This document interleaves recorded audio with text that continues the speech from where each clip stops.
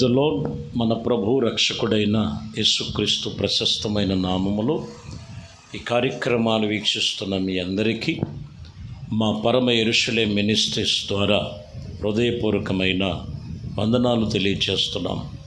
దేవుని కృపను బట్టి ఉదయకాలము పరిశుద్ధ గ్రంథములో నుండి యెషయా గ్రంథము 29వ అధ్యాయము 22వ వచనాన్ని చదువుతున్నాం. అందరం కూడా వాక్యాన్ని జాగ్రత్తగా విందాం.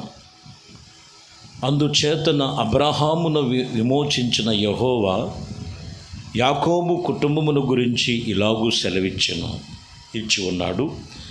ఇక మీదట యాకోబు సిగ్గుపడడు, ఇక మీదట అతని ముఖము తెల్లబారదు. ఈ వాక్యములో ఇక మీదట యాకోబు సిగ్గుపడడు, ఇక మీదట తాని ముఖము తెల్లబారదు. ఈ వాక్యములో ఇక మీదట సిగ్గుపడరు.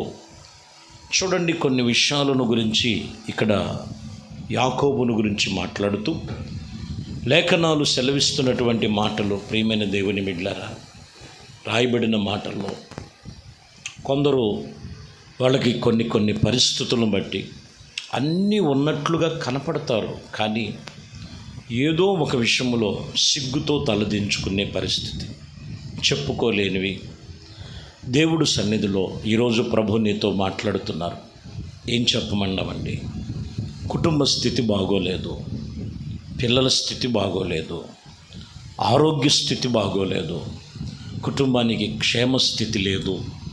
ఇలాగ మనము ఎన్నో విషయాల్లో ఎన్నో కోణాల్లో చూస్తే చాలా అనుభవాలు వాళ్ళలో నుండి వస్తాయి. ఈ విధముగా వాక్యము చేత ప్రభు చెప్తున్న మాట, నీవు సిగ్గుతో తలదించుకోవలసిన అవసరం లేదు, సిగ్గుపడనక్కరలేదు అనే వాక్యాన్ని ఈ పూట ప్రభు నీతో మాట్లాడుతున్నారు. 2 తిమోతికి రాసిన పత్రిక 1వ అధ్యాయము 12వ వచనాన్ని మనం చదివినప్పుడు ఇక్కడ మనం చూస్తే, నేను నమ్మిన వాని ఎదుట ఎరుగుదును గనుక సిగ్గుపడను, రాబో దినములలో ఆయన నన్ను కాపాడగలడని రూఢిగా నేను నమ్ముచున్నాను. ఇక్కడ చెప్తున్నటువంటి మాట పౌలు గారు అంటారు, నేను నమ్మిన వాడు ఆయనను నేను ఎరిగి ఉన్నాను కానీ కనుక సిగ్గుపడను. ఈరోజు ముందు సిగ్గుపడటానికి మూల కారణం ఏంటంటే, ఎవరినో నమ్మి ఉంటారు, ఏదో చూసుంటారు, ఏదో ఒక సమయంలో మోసము, ఏదో ఒక పరిస్థితులు ఎదురవుతాయి. కానీ ఈ సమయంలో దైవజనుడు పౌలు గారు అంటారు, నేను యేసుక్రీస్తును నమ్మాను, యేసుక్రీస్తునందు నమ్మికుంచినటువంటి స్థితి ఉన్నది కాబట్టి నేను నమ్మినటువంటి దేవుడు, నేను ఆయన ఎరిగి ఉన్నాను, అందువలన నేను సిగ్గుపడను. ఈరోజు ఎవరిని నమ్మి మోసపోయావో, ఇదిగో యేసు వైపు తిరుగు. వాక్యముతో నీతోనే మాట్లాడేది. ప్రభు వైపు తిరిగితే నీ ముఖము ఎన్నడూ కూడా సిగ్గుతో తలదించుకునే పరిస్థితి ఉండదు. నువ్వు ఆయన్ని ఎరగాలి, ఆయన సన్నిధిని తెలుసుకోవాలి. ఎన్నడూ ఆయన సిగ్గుపడవలసిన అవసరం లేదని వాక్యం చెప్తున్నమాట. 1 యోహాను పత్రికలో 2వ అధ్యాయములో మనం గమనిస్తే 28వ వచనములో, కాబట్టి చిన్నపిల్లలారా, ఆయన ప్రత్యక్షమగునప్పుడు ఆయన రాకయందు మనము ఆయన ఎదుట సిగ్గుపడక ధైర్యము కలిగి ఉండినట్లు మీరు ఆయన యందు నిలిచి ఉండుడి. దేవుని యందు మనము నిలిచి ఉండాలి. ఆయన రాకడ సమీపముగా ఉన్నది అని చెప్తూ గుర్తు తెచ్చుకుంటూ, ఇదిగో ఆయన ఎదుట సిగ్గుపడక ధైర్యము కలిగి ఉండండి. ధైర్యముగా మనం దేవుని వాక్యమును బట్టి మనం ఆధారం చేసుకొని దేవుని మీద మనం అనుసరించి నడుచుకోవాలి. పిల్లరా, ఇది లేకోకుండా ఏదో నేను వెళుతున్నాను వస్తున్నాను అంటే కాదు. ధైర్యం లేదు చాలామంది జీవితంలో. అందుకని ఇక్కడ అంటున్న మాట, ముందు ఆయన యందే మీరు నమ్మికుంచండి. దేవుని వాక్యమందు మీరు నమ్మికుంచినట్లయితే మీరు ధైర్యముగా దేవుని సన్నిధిలో నిలిచిన వారై ఉంటారని వాక్యం ఇక్కడ రాయబడినటువంటి విషయాలను మనం చదువుతున్నాం. యెషయా గ్రంథములో 50వ అధ్యాయము 7వ వచనాన్ని చదువుతున్నారు. ప్రభువు యెహోవా నీకు సహాయము చేయువాడు కనుక నేను సిగ్గుపడలేదు, నేను సిగ్గుపడనక్కరలేదని ఎరిగి నా ముఖము ఎన్నడూ కూడా చెకుముకి రాయుతో చేసుకొనలేదని, రాతి వలె చేసుకోలేదని చెప్తున్నాడు. ఇక్కడ చెప్తున్న మాట కూడా, ఇదిగో నా దేవుడైన యెహోవా నాకు సహాయం చేయువాడు కనుక నేను సిగ్గుపడలేదు, సిగ్గుపడవలసిన అక్కర లేదని రాయబడిన మాట. ఇక్కడ గమనించినట్లయితే మనకు సహాయం ఎవరు నీకు సహాయం చేసేది? లోక సహాయం వ్యర్థం, మనుషుల సహాయమా, లేకపోతే బలమైన ఘనమైన వారు? మొదటిగా దేవుని సహాయం కోరుకో. దేవుని సహాయం కోరుకున్నట్లయితే నీకు అన్ని విషయాల్లో దేవుడు నీకు సహాయము కలుగు చేస్తాడు. ప్రియమైన దేవుని బిడ్డలారా, లేఖనాలు సెలవిచ్చినటువంటి మాటల ప్రకారముగా సర్వశక్తి కలిగిన దేవునితో నిబంధన చేసుకోవాలి.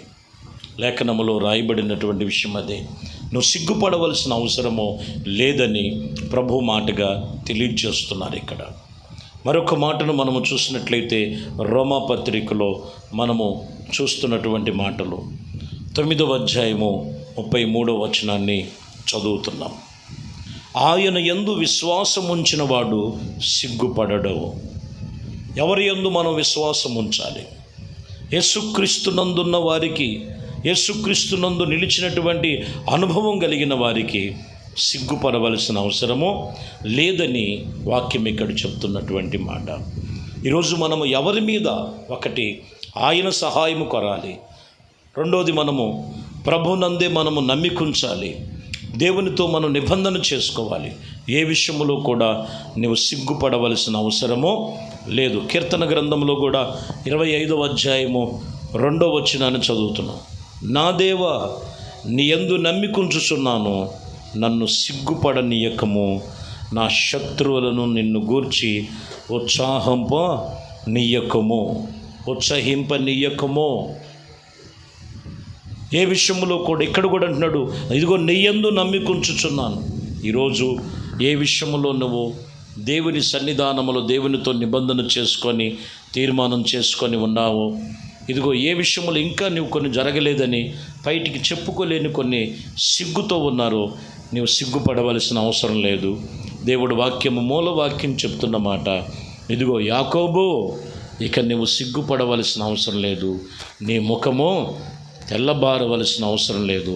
నేను అన్ని విషయంలో నిన్ను అన్ని కోణాలలో ప్రభు నిన్ను ఆదుకుంటాడు. కాబట్టి ఒకటి ఆయన యందు నమ్మికుంచు, 2 ఆయన యందు విశ్వాసం ఉంచు, 3 దేవుని సహాయం కోరుకో, 4ది మీరు గమనించినట్లయితే దేవునితో మనము నిబంధన చేసుకొని ఆయన సన్నిధిలో మనము ఖచ్చితమైన వాక్యము చేత మనం నడిపించబడాలి. ఏ విషయంలో నువ్వు సిగ్గుపడవలసిన అవసరమో లేదు. దేవుడు అన్ని విషయాల్లో మీకు సమృద్ధి, జీవము, ఆశీర్వాదము కలుగు చేయునుగాక. ఆమేన్. ప్రార్థన చేద్దాం.